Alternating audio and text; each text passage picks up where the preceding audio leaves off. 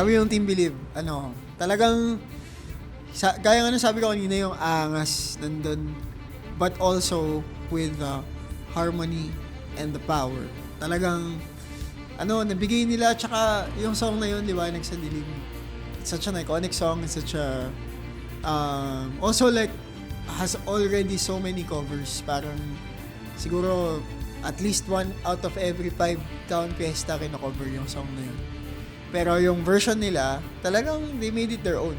Parang, Yes. Tsaka, din yung, I think yung mga techniques tsaka tips ni Coach Billy, nakapagbigay talaga ng kakaibang atake para sa kanila. And even like, sakto din for their age and their spirit. So, na-feel ko din yung kulit in a good way. Parang, kasi nga si Coach Billy makulit din siya. So parang na-mentor niya rin in a good way. Nalabas niya yung kulit, yung angas dun sa mga kids.